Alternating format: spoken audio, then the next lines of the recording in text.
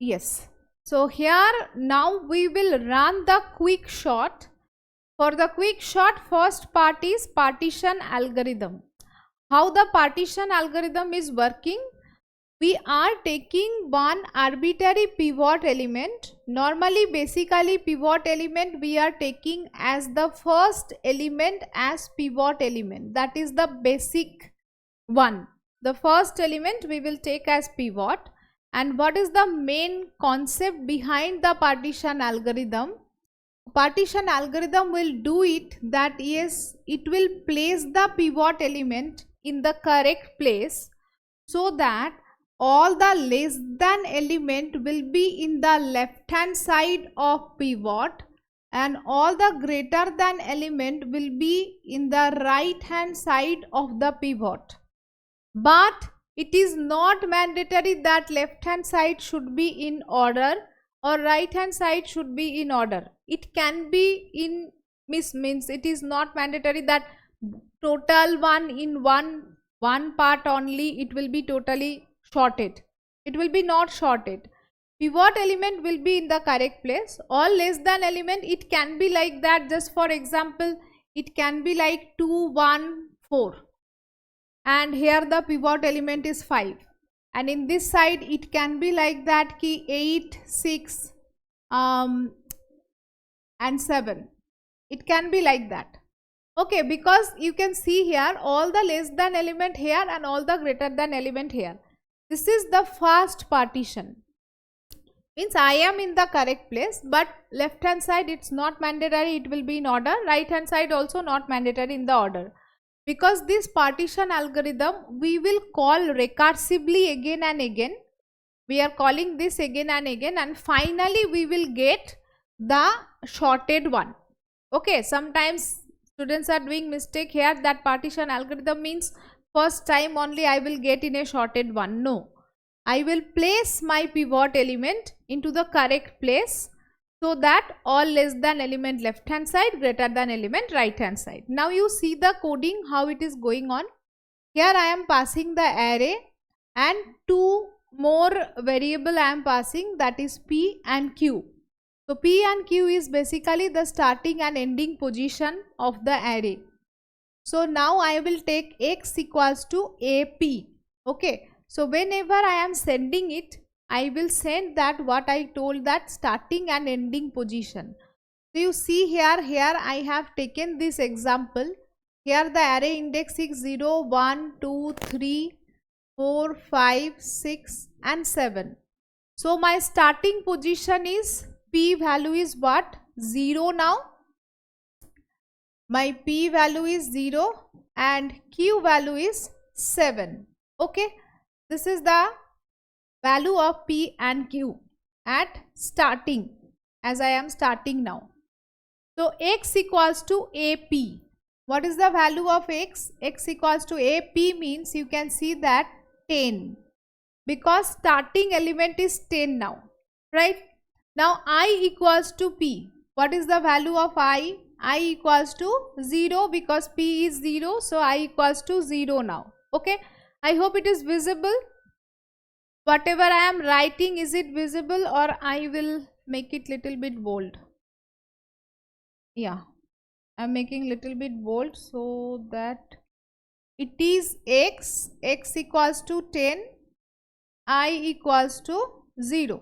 Okay, now I am starting the for loop. Okay, I will start this for loop here. In the for loop, what is going on? J equals to, you see here the j equals to I plus 1. So my j value is I plus 1 means 1 now. 0 plus 1, 1. After that j, this loop is going on, j less or equals to q means till the last element the loop will be going on j plus plus. Now I am coming to the condition. Here this condition is very important condition. If you understand this condition, then your partition is done. Here you see, if aj less or equals to x. So I am checking here if aj less or equals to x, right? So what is aj? AJ means A1. A1 is 2 here. 2 less or equals to X. What is X? 10. 2 less or equals to X? 10. Is it true or false? Is this true or false? Yes. 2 less or equals to X. It is true. What I am doing here? This is true. If it is true, what I am doing here? I am coming to this body. Okay. I am coming to this body. I will do I equals to I plus 1. So I value is increased to 1 then and there. Then I am swapping between AI and AJ. So now see that. Here I did I equals to I plus 1. That means now I value is previously 0. I value is 1 now. Now I am doing swapping between AI and AJ. Actually what is happening, see that. Here it is actually happening. I value is also 1 and J value is also 1. So you are doing swapping between A1 and A1. Means actually no swapping. You are writing swapping AI AJ, that is actually happening AI A1 and A1. So actually there is no swapping. Means you are not doing anything, you are ending it and you are going to the next for loop. Why? Now the question is why. You can see that my target was what? Key pivot element should be in the correct place, where all the less than elements should be in the left hand side, right? Actually, as I saw that 2 is less or equals to 10 and 2 is less than of 10. When I saw that 2 is less than of 10, then I did not swap anything. Here that's why it is quick short. It will not do multiple times swapping. Rather than that, one time it will do swapping so that pivot element will get the correct place. That is the target. That's why now we are not doing any swapping. Now you will see the magic how it is going on. So now I am going to the next for loop. I am increasing J plus plus because here this part is done. Now I am going for the next iteration here. So J plus plus means here J value is increasing to 2 now. Now again I am checking condition J less or equals to Q, yes. Then again I am checking if AJ less or equals to X. So now AJ value is what? 1. So now we will check that 1 less or equals to X. Here we will check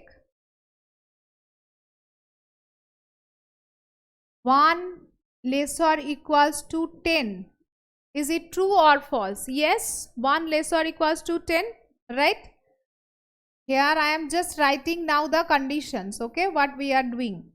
Here I am doing, from here we are doing 1 less or equals to 10. Yes, it is also true. Again true. Again I am increasing the I value to 2, I plus plus. I plus plus, again swapping between 2. See that AI AJ swapping between 2 means no swapping. No swapping. Again I am going to J plus plus. Again J value is increasing to 3. Now I am in this position. Now I will take that 9. 9 less or equals to 10. It is also true. It is also true. Then again I value increase to 3. I equals to I plus, swap between AI AJ means actually no swapping. Again I am doing J plus plus. Now J value is 4. I am here. So AJ is 18. Now 18 less or equals to 10. Till now see that first time you saw that 2 less or equals to 10. It was true, this was true, this was true. That's why till now we saw that no swap actually happened. Now you see 18 less or equals to 10, it is false. This is false, right? You see, this condition is now false. Yes, as this condition is false, what will happen now? Now it will not run this if part. It will not increase the I value. It will come out from this if part, and after this if part, what is there? It is increasing the j. See very carefully. This if part, it was in the for loop. This is the for loop ending here, right? And this is the if part. This if part is not doing here. It will not run this part. It will going to this j. It is going to increase the j. Not doing anything. It is going to increase the j. Okay. So whenever I am increasing the j value is now 5. I value did not change. J value is now 5. Now we will see. Now 12.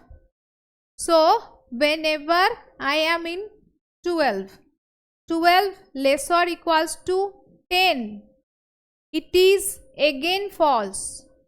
12 less or equals to 10, it is again false. Again false means again this if part will not execute. It will go to j. J is increasing to 6.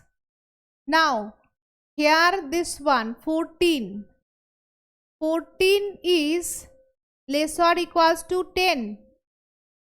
Again this is false. Again this is false. So that's why again j value is increasing to 7. Now you saw that here this one 5. So 5 less or equals to 10. Yes, now this is true. Now this 5 less or equals to 10, it is true here. Whenever it is true, then again this if condition will be true. When this if condition is true here, right? This if condition is true means I value is increasing now. Now again I value will increase. I equals to I plus 1. Last time I increase I value as 3. Now I value increased as 4. Now I value increased as 4. Now see the magic. What is happening? Now I will swap between AI, AJ. Now actually swapping will be done here. Now I will do here swap between AI, AJ means AI is A4 and AJ means A7. Between them now swapping will be done. Now swapping will be done. See that because I value is 4 now, j value is 7 now. So 7 is here and it is 4. So what I am going to do? I am going to swap between this one and this one. So in my next part it will looks like this: 10, 2, 1, 9. Then 5 is coming here in this position because it is 0, 1, 2, 3 and 4. So between 4 and 7 we are swapping. That's why 5 is coming here, 12 as it is, 14 as it is, and then 18 is coming here. Got it? Here actually we did swapping. Clear? Now what will happen? Now whenever swapping is done, now it is going to do j plus plus, j value increase to 8. Now j less or equals to q, this condition is false because my loop is over. My for q value was 7. Q value was 7. So less or equals to q, it is false. So now it is coming out from this for loop. And now again it is doing one swapping here, that is AP and AI. Now again it will do one swapping between, here I am writing swap between, no, here if I am writing then I will not get place. AP. AP means what is this? A0. A0. And AI. AI means what is that? 4. right? So you see here I am doing swapping between AP and AI. AP is A0 and I is 4. So AP, AI, that is A0 and A4. So between A0 and A4, so see 4, 5, 6, 7. Where I will do the swapping actually? I will do the swapping between this 4 and 0. Between this I will do the swapping, right? So now when I am doing swapping, you see the game.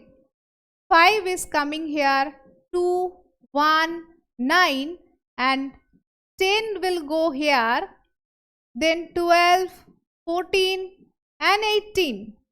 See, my pivot element was 10. 10 was my pivot element. I took the pivot element first time X, this was my pivot element X. Now you see, is it in the correct place? Yes, it is in the correct place. All the less than element in left hand side, all the greater than element is in right hand side. Means it is in the correct place now. Yes or no? Is executing. How actually we are writing the quick short code. Quick short code will be written like that. This is my quick short function. Quick short function is A, P, Q. Then you will see here, if P equals to Q. If P equals to Q means starting and ending is same, then only it is going to return, means there is nothing to check, we are going to return AP. Okay, that means recursive call will stop here.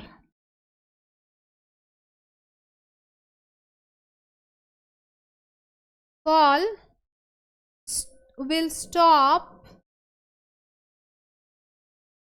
when only one element left.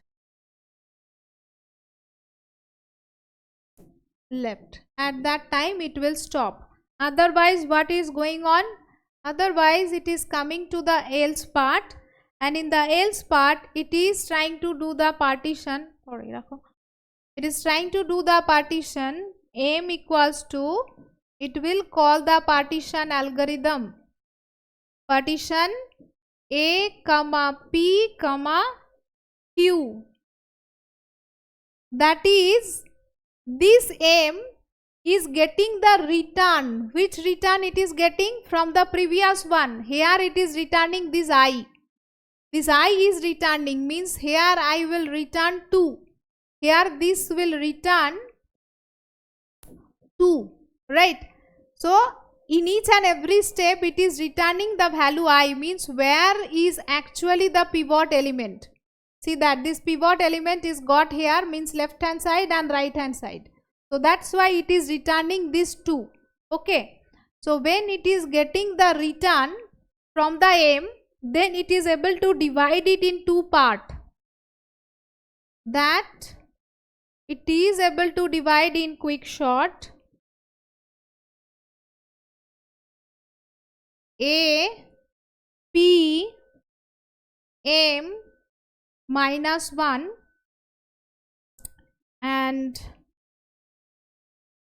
this quick short again it will call that A, M plus 1, then Q, and then finally return A. I am going to return the A, and this is done. Now see what is happening here actually. Actually how it will work. Previously for this example, for your understanding, I did a second step, so that how it will understand, that you will think like that, okay, for the first partition, after that I am getting it. Is it actually second partition directly? Directly it will not do like this. It will not do like this. For your understanding, I just run it so that you can understand, okay, how the partition algorithm is working. It will work how? After the first partition. After the first partition, it is sending the value of I. That means where I am. Previously this 10 was there and it was going to swap between this one and this one. That swapping was done. At that time I value was 4. Right? Because pivot element was here. I value was 4. Whenever pivot element is this, then this part is one array and this part will be treated as another array. So what will happen? Already Quickshot got the correct position. Now it will run a separate partition algorithm between 5 to 1 and 9, and it will run a separate partition algorithm again between 12, 14 and 18.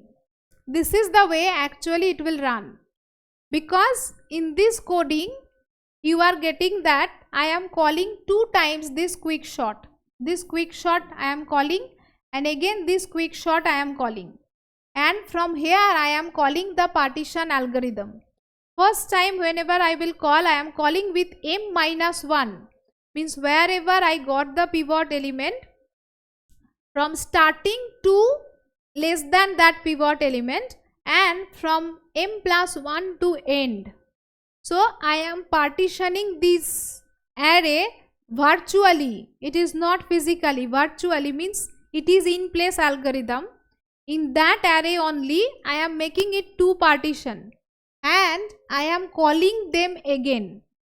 This is the game here. This is your first partition here and this is your second partition here. 2 part. 2 parts separately it will call here.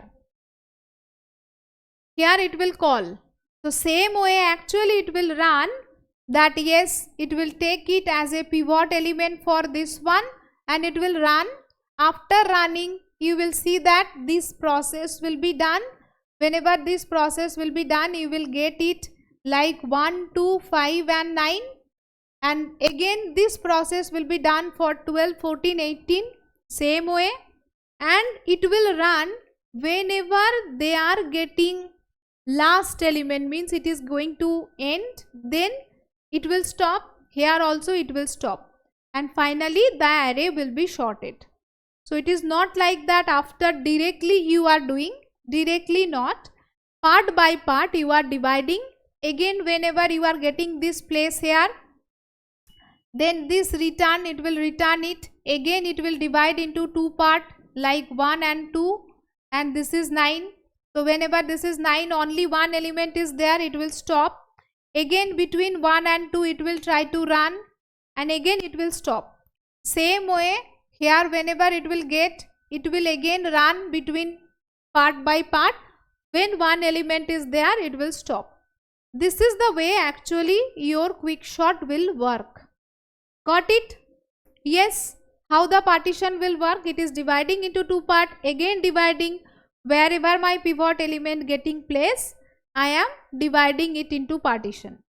And whenever one element left, then the Quickshot will end. It is going to return that array. Yes, P equals to Q. When only one element left, then it is going to return.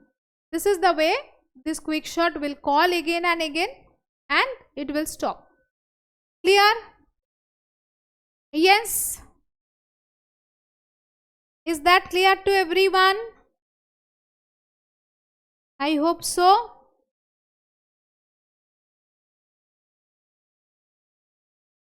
So what is the, yes, so what is the recurrence relation for this, and what will be the time complexity then?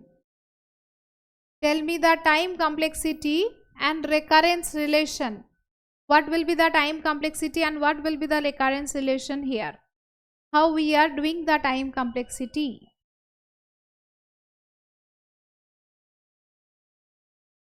time complexity will be like this. I am going for a next page so that you can understand it. For Tn, time complexity, we are working with the partition algorithm. For the partition algorithm, first time I have to call the partition algorithm. For partition algorithm, it is taking order of n because you are running a for loop. For the for loop, one time you are running means it is order of n plus t, you are doing partition, that is m minus p, means half of the partition, that is your left hand side partition you are again running, and in the right hand side partition again you are running. Right, in the left hand side you are running and again you are running in the right hand side. This is actually your recurrence relation. Right, now whenever you are going for the best case, what will happen in best case? Best case will be like half of the element in the left hand side, half of the element in the right hand side. That can be my best case. So partition algorithm is taking this. Then I am going to do t n by 2, again t n by 2. This is only my best case. If it is happening like that, pivot element, after getting pivot element, half element is there, all the less than, half element is there, all the greater than, maybe there was 7 element, 3 element in left hand side partition, 3 element in right hand side partition. Again I will run, so it will be n by 2, like this it will run. Okay, so we can write it like that, it is actually 2t n by 2 plus order of n. Now according to master theorem you can solve it, like it is in a format of master theorem. So according to that you can do it. Ki what is Gn?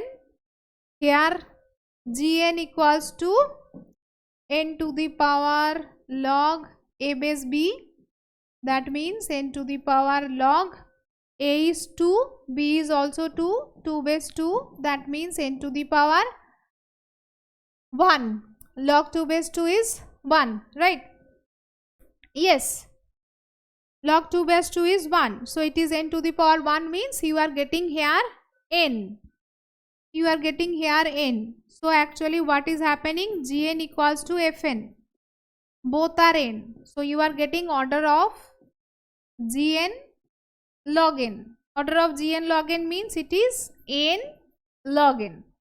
So it is your time complexity coming for the best case.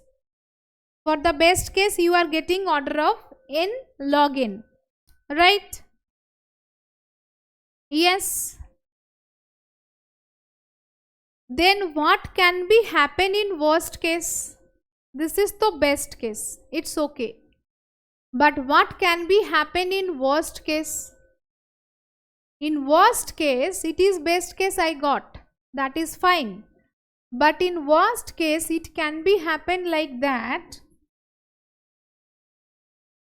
because it is not sure like that pivot element will be always in the middle. It can be happen that pivot element is all other element is greater than pivot element. Only one element is pivot, other than that all are greater. That means in right hand side all other element is there, or in left hand side all other elements are there. Because we are not doing actually as per array, we are not partitioning. Just like Mart short. In Mart short what we did? Always we did n by 2, n by 2. But here it is according to the pivot element we are checking. If it is less than, then left hand side. If it is greater than, then right hand side.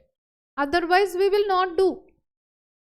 Then what the problem will arise? That one side there is only one element, other side all the n minus 1 element. It can be happen in worst case.